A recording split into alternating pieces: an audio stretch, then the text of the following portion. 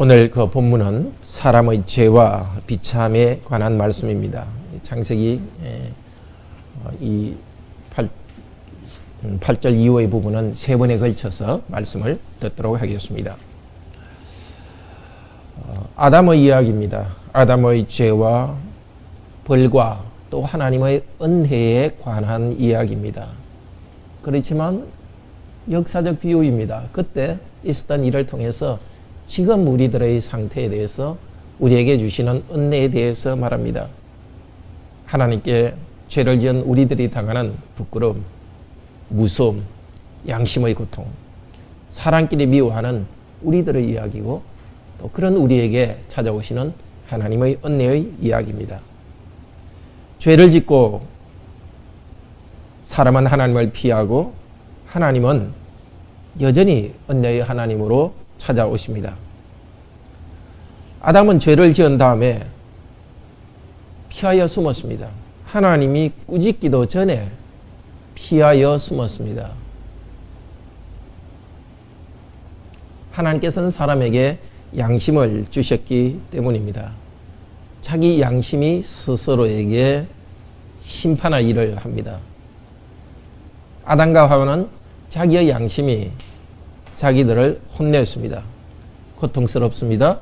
무서워서 하나님을 피하여 숨었습니다. 양심의 괴로움은 두 가지로 나타납니다. 먼저 부끄러워하는 것입니다. 자기들이 부끄러웠습니다.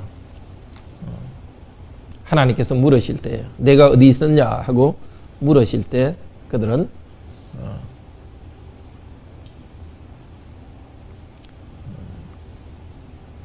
10절에 내가 벗었기 때문입니다. 그래서 숨었습니다. 하나님의 얼굴을 피하여서 숨는 그는 하나님의 얼굴을 무서워서 피하여 숨었습니다. 그런데 하나님은 그것을 알고 직접 찾아오십니다. 아담아 너 어디 있느냐 하면서 찾아오십니다. 원래 하나님께서는 에덴 동산에 직접 아담을 거닐면서 만나면서 보았습니다. 항상 하나님은 부드러운 목소리로 아담을 불렀습니다. 아담아 너 어디 있느냐. 그 부드러운 목소리가 하나님의 화를 내지 않더라도 부드러운 목소리가 무섭게 들렸습니다. 하나님은 기어코 찾아오십니다.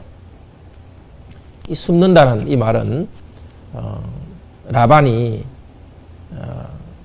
야곱이 라반을 피하여서 몰래 숨는 그 비밀이 도망한 거기에 쓰인 말이기도 한데 아모스 9장 3절에서는 하나님께서 그렇게 피해도 찾아내신다고 합니다. 아모스 9장 3절 같이 보겠습니다.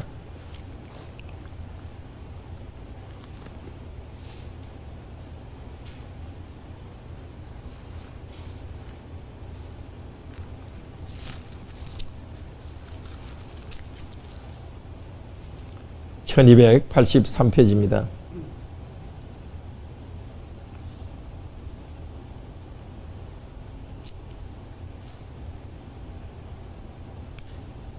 갈멜산 꼭대기에 숨을지라도 내가 거기서 찾아낼 것이요 내 눈을 피하여 바다 밑에 숨을지라도 내가 거기서 뱀을 명하여 물게 할 것이요.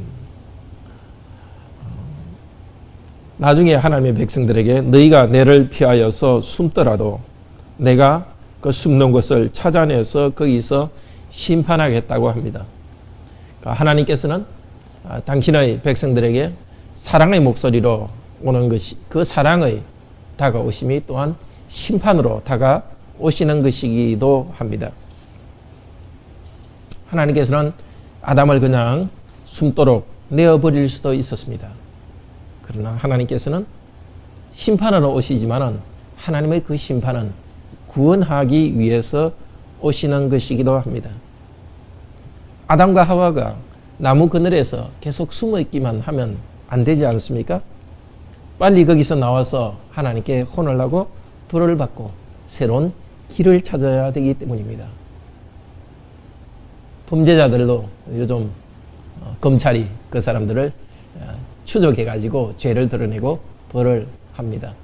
하나님께서는 다른 어떤 수사관보다도 검사보다도 더 분명히 우리의 마음의 숨은 것을 아시고 찾아오셔서 끄집어내시고 우리를 부끄러운 가운데 찾아오십니다.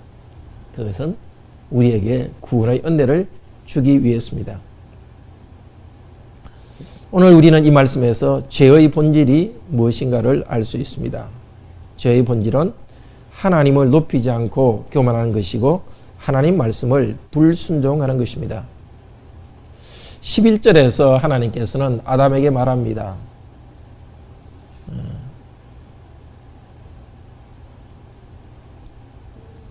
누가 11절 우리 사역으로 된 것 같이 읽읍시다. 말씀하셨다. 누가 너에게 말했느냐? 내 자신이 벗었다고. 그 나무로부터 나온 것 내가 내게 명하여 그것들에서 먹지 말라고 한 그 나무로부터 나온 것을 내가 먹었느냐? 하나님께서 명령하여 먹지 말라 한 것을 먹은 것, 그것이 죄입니다. 똑같은 표현이 17절에도 반복됩니다. 죄는 두 가지 면이 있습니다. 첫째로 하나님을 신뢰하지 않고 사랑하지 않고 자기 멋대로 하려고 합니다. 하나님의 은혜를 받고 그분과 교제하는 것이 아니라 자기가 주인 되려고 합니다. 그래서 바로 아담과 하와가 지었던 죄죠. 하나님처럼 높아지기 위해서 그들은 이 선악과를 먹었습니다. 죄를 지은 다음에는 정말 하나님을 피하게 됩니다. 하나님을 함부로 대하는 것이 죄입니다.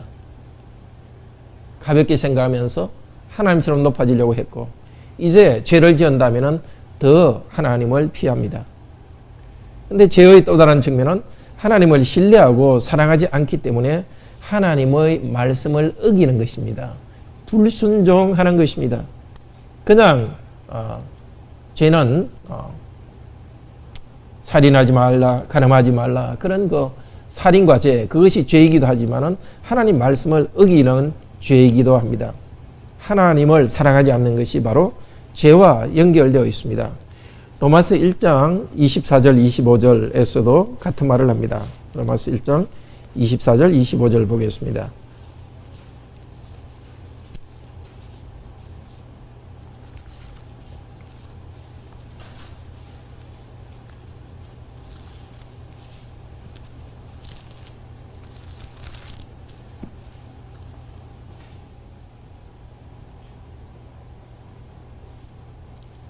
같이 읽겠습니다.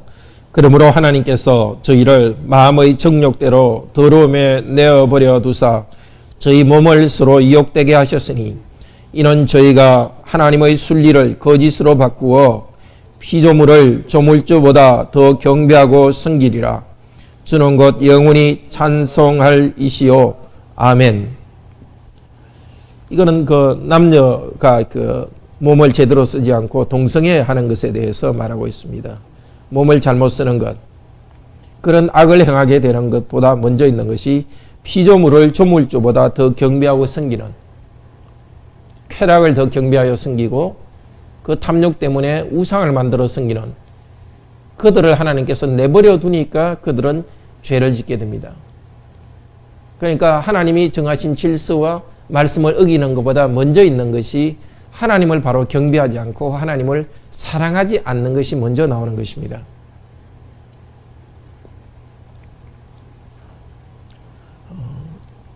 신명기 30장 우리 오늘 오전에 들은 말씀인데요. 신명기 30장 말씀 보겠습니다. 거기서는 바꾸어서 다시 이야기합니다. 우리가 하나님의 사랑하면서 그 말씀을 지키라고 말합니다.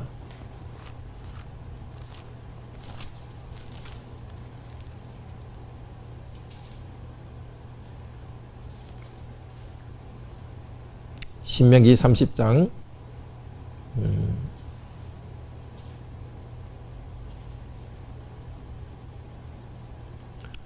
6절에서 8절 같이 읽읍시다. 내 하나님 여호와께서 내 마음과 내 자신의 마음에 할례를 베푸사 너로 마음을 다하고 성품을 다하여 내 하나님 여호와를 사랑하게 하사 너로 생명을 얻게 하실 것이며 내 하나님 여호와께서 대적과 너를 미워하고 핍박하던 자에게 이와 같이 저주를 당하게 하시리니. 제가 다른 구절을 지금 잘못 메모를 했습니다. 네, 그 신명기 다른 부분에서 하나님께서는 나를 사랑하여서 내 계명을 지키라고 하셨습니다.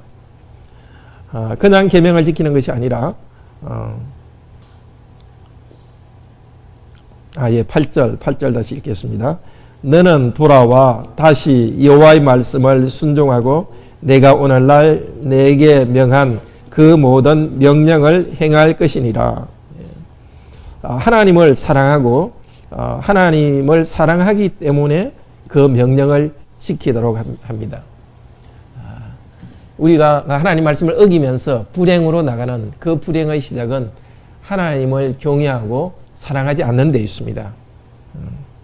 항상 하나님을 사랑하고 그분에 대한 그 경외하는 마음이 우리에게 있기를 기도하며 나아갑시다. 선악과는 원래 좋고 아름다운 나무입니다. 하나님께서 창조한 세상 중에 있는 좋은 나무 하나입니다. 사람은 이 선악과에 손을 대지 않으면서 선악과를 따먹지 않으면서 이것을 깨달아야 했습니다. 나는 내 인생과 세계의 주인이 아니다.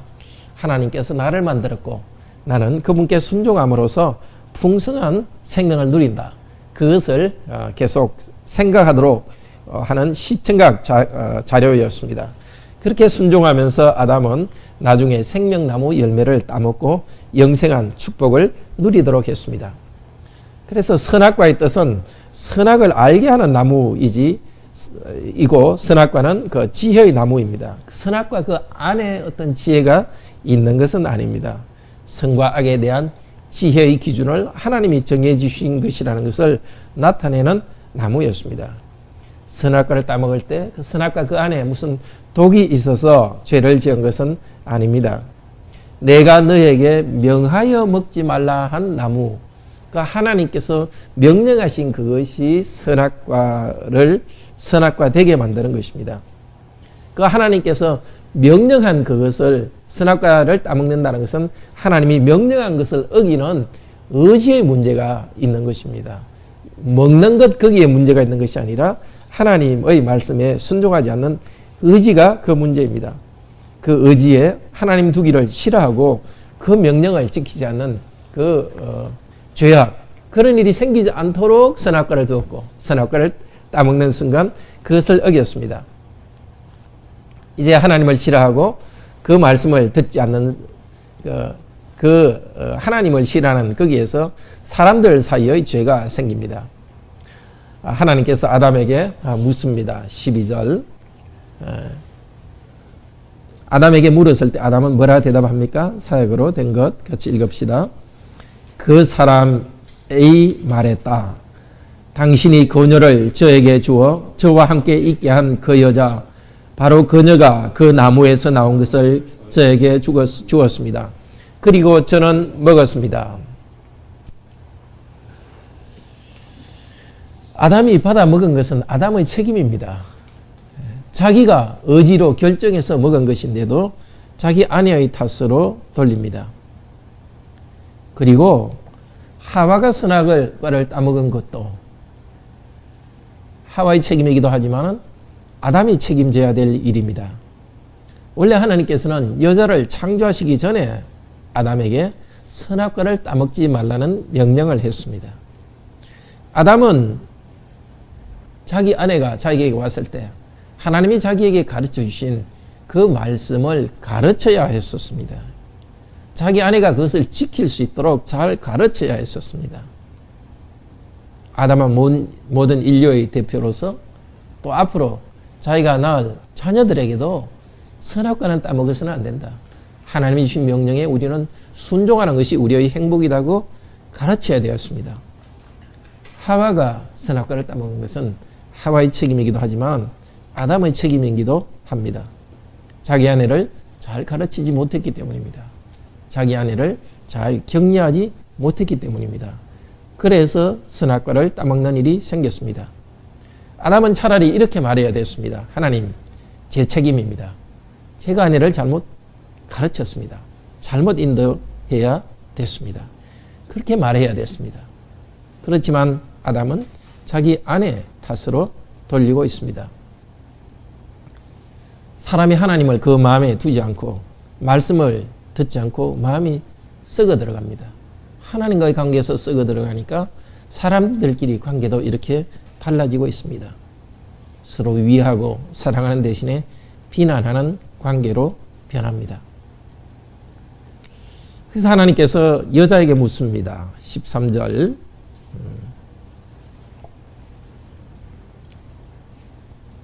사역으로 읽겠습니다. 여호와 하나님이 그 여자에게 말씀하셨다. 어찌 이런 일을 했느냐? 그 여자가 말했다. 뱀이 저를 속였습니다. 그래서 저는 먹였습니다. 여자도 아내도 마찬가지입니다. 자기 행동의 책임은 자기가 져야 되지 않습니까? 그런데도 뱀의 탓으로 돌립니다. 어느 것이 더 확실합니까? 아담을 통해서 들었던 하나님 말씀이 확실합니까? 아니면은 뱀, 사탄을 통해서 들었던 그 말이 확실합니까? 어느 것이 더 확실합니까? 하나님의 계시의 말씀이 더 확실합니까? 하나님 아닌 다른 존재가 하는 말이 더 확실합니까? 매일 에덴 동산에서 만나는 하나님을 더 신뢰해야 되겠습니까? 아니면 그냥 쑥 들어와서 유혹하는 사탄을 더 신뢰해야 되겠습니까? 여호와 하나님께서 어찌 이런 일을 했느냐? 여자는 뱀이 저를 속였습니다. 저는 그래서 저를 먹였습니다. 아니죠. 뱀이 쏘은 것은 맞지만은 여자 자신이 의지로 결정하여서 했죠. 그리고 하나님 말씀이 더 확실한데도, 하나님 더 신뢰할 만한데도 그 마음에 탐욕 때문에 그렇게 했죠. 정말 우리도 죄를 지으면 이렇게 변명합니다. 죄란 내가 죄를 지었으면 결국 나의 행위 아닙니까? 협박해서 죄를 지으라고 하더라도 죄를 안 지을 수 있지 않습니까? 누가 때린다면은 죄를 짓지 않으면 때린다 합시다. 두 가지 결정을 할 수 있지 않습니까? 맞지 않기 위해서 죄를 지을 수 있고, 차라리 맞고 죄를 안 짓는 결정을 할 수 있습니다. 죽이라 하더라도 죽이라 했기 때문에 죄를 지었습니다. 죄가 심각한 줄 알면은 죄를 짓기보다는 차라리 죽음을 택할 수 있습니다. 하나님은 우리 행동에 대해서 어떤 변명하고서 피하도록 내버려 두지 않습니다. 몸이 피곤해서 혹은 너무너무 부드러운 말로 유혹을 해왔어. 아무리 변명을 하더라도 내가 지은 죄는 내가 지은 것입니다. 하나님은 거기에 대해서 책임을 물으십니다. 책임을 묻지 않는다면 우리를 바보 취급하는 것입니다. 책임질 수 있는 존재로 만들었기 때문에 우리에게 책임을 묻습니다. 책임을 묻는 하나님 앞에 제가 죄를 지었습니다. 고백하면서 하나님의 은혜를 구해야 되겠습니다. 이런 죄지은 사람에게 하나님께서는 걸어오십니다. 지난번 저녁에 들은 말씀인데 다시 한번 반복해서 듣겠습니다. 8절에서 하나님은 걷고 계신다 이렇게 하는데, 이 걷고 계신다 하는 것은 동행한다는 말이기도 합니다. 바로 이스라엘의 그 성막과 함께 하나님이 걸으셨던 것에 대해서 쓴 말입니다. 레위기 26장, 신명기, 또 사무엘하. 성막은 하나님이 모신 텐트입니다. 백성들이 광야에 여행할 때 성막은 백성들의 여행할 때는 항상 앞에 있었습니다. 또 백성들이 다시 각자 텐트를 치고 있을 때는 성막은 천막의 가운데 있었습니다. 갈 때는 앞서 가시고 그 백성들이 머물 때는 그 중간에 있었습니다. 이제 그 후에 성전을 지었을 때도 하나님께서는 그 보좌에 앉아 계신 분으로서 하나님 백성의 가운데에서 왕자를 가지시고 그 백성들을 다스리십니다. 그런데 그분은 여전히 이스라엘 광야를 함께 여행한 분으로서 건물로 된 성전에 계신 분으로 나타납니다. 사람들이 성전에 와서 하나님께 예배할 때도 하나님은 거기에 함께 계십니다. 그러나 사람들이 집에서 있을 때, 거리에서 걸어갈 때, 들에서 일을 할 때 그곳에서도 하나님께서는 걸어다니시는 하나님입니다. 에덴 동산에서 걸어다니신 하나님은 그 백성들과 걸어다니시는 분이십니다. 그래서 이 에덴은 성전을 상징적으로 나타낸다 그랬죠. 여러 가지 면에서 에덴은 성전을 나타냅니다. 동쪽에 문이 있고 또 그 성전 안에 에덴에 여러 가지 그 나무들이 있는데 성전 안에 벽에는 종려나무들이 다 이렇게 되어 있습니다. 조각되어 있습니다. 그리고 성전 안에 그 등대는 나무 형태로 생명나무 형태로 되어 있습니다. 바로 에덴 동산에서 아담과 함께 만나셨던 하나님은 하나님의 백성들에게 예배하는 방법을 가르쳐 주시고 예배하는 백성들과 만나고 있습니다. 하나님의 임재는 가시적으로 눈에 보이는 임재가 아니라 말씀에 따라서 예배할 때 구약 성도들은 성전이라는 걸 통해서 율법을 따라 예배했고 우리는 말씀을 따라 예배할 때 하나님께서는 우리의 영혼과 함께 거닐고 계십니다. 계시록 1장 13절 2장 1절에서 환상을 봤죠. 요한이 그 환상 가운데 예수 그리스도께서는 근이시고 촛대 가운데 근이시는 분으로 나타났습니다. 신약교회도 여전히 구약 성전, 보이지 않는 구약 성전과 같은 성전이요. 보이지 않지만 이 신약교회 안에서 그리스도는 걸어가시고 계십니다. 지금도 하나님께서는 우리와 동행하는 분이십니다. 예배에서 우리를 만나주십니다. 그리고 하나님은 가만히 앉아 계신 분이 아니고 우리와 함께 걸어다니시는 분입니다.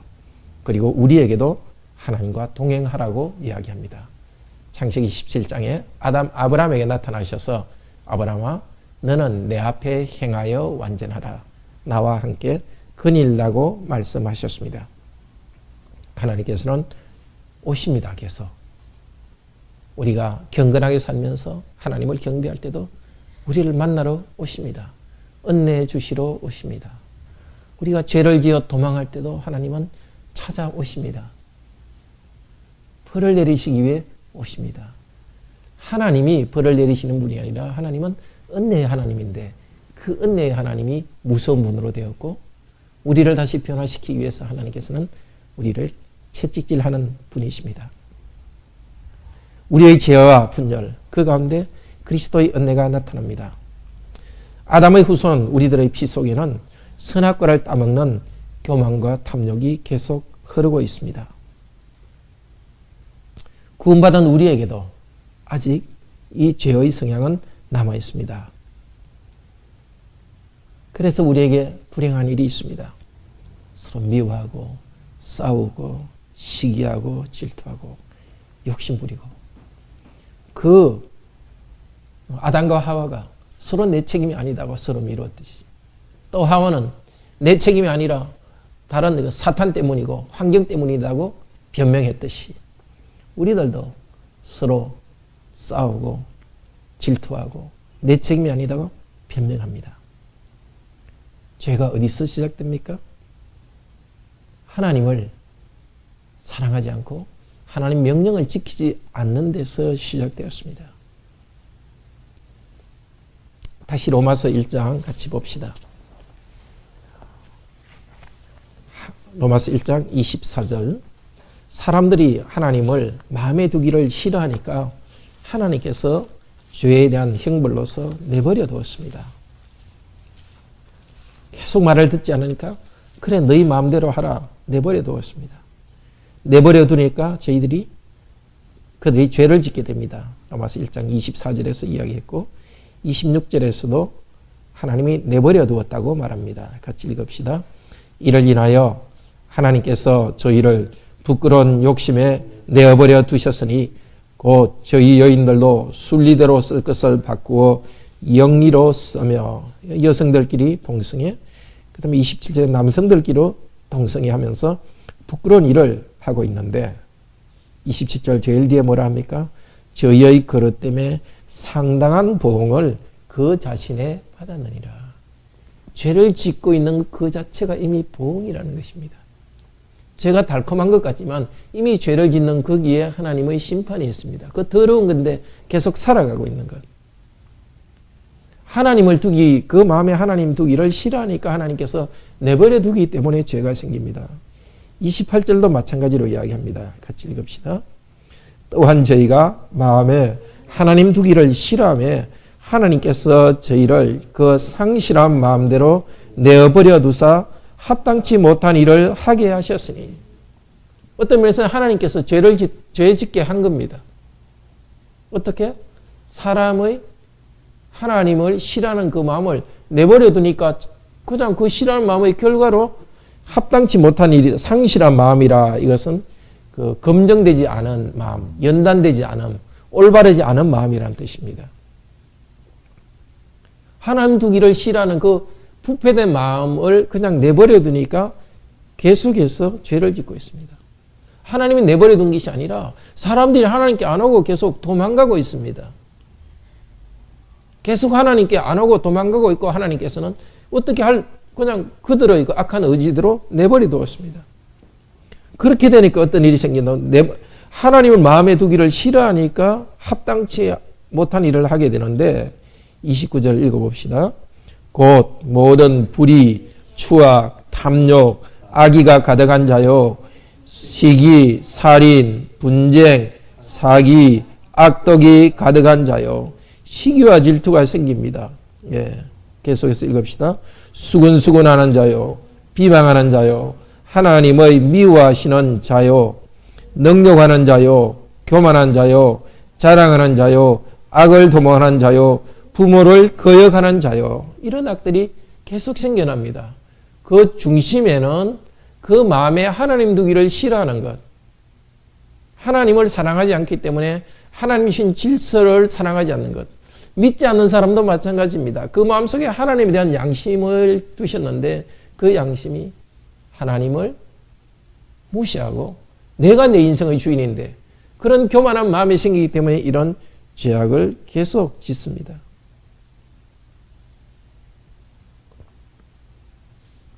예. 부모를 거역하는 자요. 또 31절 32절 읽읍시다. 우매한 자요, 배약하는 자요, 무장하는 자요, 무자비한 자라. 저희가 이 같은 일을 행하는 자는 사형에 해당한다고 하나님의 정하심을 알고도 자기들만 행할 뿐 아니라 또한 그 일을 행하는 자들을 옳다 하느니라. 이 죄를 지으면 죽는다는 사실. 에덴 동산에서 이야기한 것이죠. 죄를 지으면 정년 죽을 것이다. 그러니까 아담과 하와에게 말씀하셨지만은 지금 우리에게도, 믿지 않는 자에게도 마음 양심 속에는 하나님께서 그걸 심어두었습니다. 죄를 지으면 어둡다, 죽음이 있다는 걸 압니다. 그 죄를 짓는 사람들도 갑자기 무슨 안 좋은 일이 생기면 내가 천벌을 받는 게 아닌가 끔찍끔찍 놀랍니다. 그런데 죄가 깊어가면서 사람이 어떻게 된다고요? 하나님께서 죄는 죄라고 정해주셨는데, 양심에 정해줬고, 그런 것들이 인류 역사를 통해서 믿지 않는 세계에서도 이런 도덕이 있어 왔지 않습니까? 십계명이 없더라도 우리나라 이미 고조선에도 도둑질 하지 말고 사람을 죽이지 말고, 그때도 이미 8조 군법 중에 3개가 이미 남아있거든요. 어느 시대나 그런 십계명과 같은 것들이 다 인류는 알고 있었습니다. 그런데 죄가 더 깊어지면서 어떻게 된다고요? 악한 일을 행할 뿐만 아니라 그 일을 행하는 자를 옳다고 인정하느니라.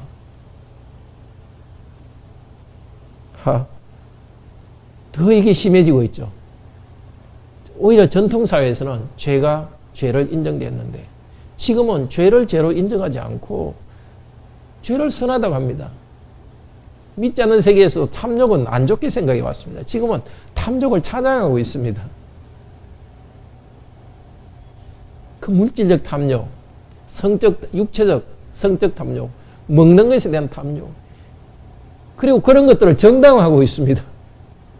옛날 같으면은 어떤 혼인받기의 것들을 부끄러워하는데도 어느 일간신문 칼럼서는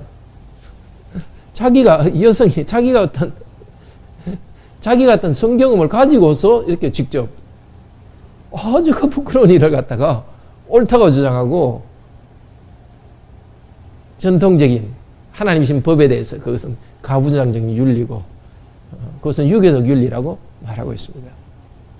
자기들은 뭔가 발전하고 좋은 것을 누린다고 하고 있지만은 더 죽음으로 나가고 있습니다. 그 모든 것의 뿌리는 그 마음에 하나님 두는 것을 싫어하는 데 있습니다. 그래서 우리 죄에 대한 유일한 해결책은 하나님께로 돌아가는 일입니다.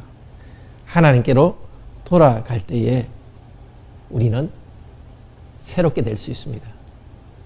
하나님을 믿을 때에 하나님과의 관계 속에서 죄에 대한 이 엄청난 죄의 힘을 우리는 이기고 거룩한 사람으로 나아가고 생명을 누릴 수 있습니다. 로마서 5장 17절 19절에서는 바로 우리가 하나님께로 돌아가도록 하기 위해서 우리에게 그리스도가 오셨음을 다시 선포하고 있습니다. 로마서 5장 17절 19절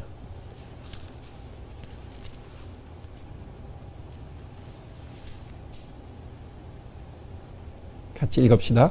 한 사람의 범죄를 인하여 사망이 그 한 사람으로 말미암아 왕노릇하였은즉 더욱 은혜와 의의 선물을 넘치게 받는 이들이 한 분 예수 그리스도로 말미암아 생명 안에서 왕노릇하리로다. 그런즉 한 범죄로 많은 사람이 정죄에 이른 것 같이 의의 한 행동으로 말미암아 많은 사람이 의롭다 하심을 받아 생명에 이르렀느니라. 한 사람의 순종치 아니함으로 많은 사람이 죄인 된 것 같이 한 사람의 순종하심으로 많은 사람이 의인이 되리라. 로마서 5장 17절 19절은 이렇게 세번역, 표준 세번역은 이렇게 말합니다. 한번 들어봅시다. 아담 한 사람이 범죄함으로 그 한 사람으로 말미암아 죽음이 지배하였다면 넘치는 은혜와 의의 선물을 받은 사람들은 예수 그리스도 한 분으로 생명으로 지배할 것이 아닙니까? 19절 한 사람이 순종치 않음으로 말미암아 많은 사람이 죄인으로 판정을 받았는데 이제는 한 사람이 순종함으로 말미암아 많은 사람이 의인으로 판정받은 것입니다. 아담 한 사람이 불순종하고 죄를 지은 것 때문에 많은 사람이 본성이 뒤틀리고 죄인이 되고 죽었습니다. 그러나 이제 한 분 예수 그리스도의 순종으로 말미암아서 예수 그리스도를 믿는 우리들을 의롭다고 인정해 주었습니다. 그런데 하나님께서는 의롭다 인정하시는 것으로 끝나지 않고 왕노릇 하도록 했습니다. 사망이 왕노릇 했지만 이제는 17절에 생명 안에서 예수 그리스도를 통해서 생명 안에서 왕노릇 하게 되었습니다. 예수 그리스도를 믿을 때 우리를 죄 용서하시고 끝내지 않습니다. 의롭다 하시고 끝내지 않으시고 그와 동시에 그리스도 안에 있는 생명을 우리에게 주셔서 생명이 왕노릇하게 됩니다. 그 생명은 바로 예수 그리스도 안에서 거룩한 삶을 살 수 있도록 거룩이 왕노릇하고 있습니다. 우리의 의지가 아니라 그리스도를 믿고 고백할 때 그리스도와 연합해가지고 우리 의지가 점점 바뀌어 나가는 것입니다. 그리스도 없이는 하나님을 싫어하고 시기하고 분쟁하고 그쪽으로 계속 나아가는데 이것을 바꿀 수 있는 힘은 예수 그리스도를 믿고 의롭다 되고 의롭다 된 우리에게 예수 그리스도의 의롭다 하심을 통해서 생명이 이제 우리에게 지배하게 합니다. 죄 용서하실 뿐만이 아니라 죄의 세력을 이길 수 있는 힘과 권능을 그리스도께서 우리에게 주십니다. 물론 계속 싸웁니다. 우리는 죄악을 향한 경향이 일어나지만 우리는 단순히 우리의 의지로 죄를 누리는 것이 아니라 죄의 유혹이 일어날 때마다 그리스도께 죄를 고백하고 하나님께 죄를 고백하고 하나님의 은혜를 간구합니다. 그때 하나님께서는 우리 죄를 용서하실 뿐만이 아니라 그 죄를 이길 수 있도록 마음을 새롭게 하시고 힘을 새롭게 해주십니다. 바로 이 일을 하시도록 성령님을 우리에게 보내주셨습니다. 그 말씀을 읽고 죄에 대해서 깨달을 때 우리가 참 죄 때문에 우울하고 끝나는 것이 아니라 그 죄를 이길 수 있는 새로운 힘을 성령께서 우리에게 공급해 주십니다. 그래서 우리에게 믿음이 필요합니다. 하나님께로부터 죄 때문에 도망가려는 우리의 본성이 아니고 우리 죄에도 불구하고 용서하신 그 하나님 은혜에 감사하면서 믿음으로 나아갑니다. 우리가 거룩하기 때문에 나아가는 것이 아니라 죄 용서하신 은혜에 기초해서 나아갑니다. 그리고 이미 다 우리 죄를 용서했기 때문에 아직 남아있는 이 죄의 본성까지도 주께서 해결해 주시도록 주님께 부르짖습니다. 은혜 때문에 우리 죄에도 불구하고 죄 용서의 은혜 때문에 도망가지 않습니다.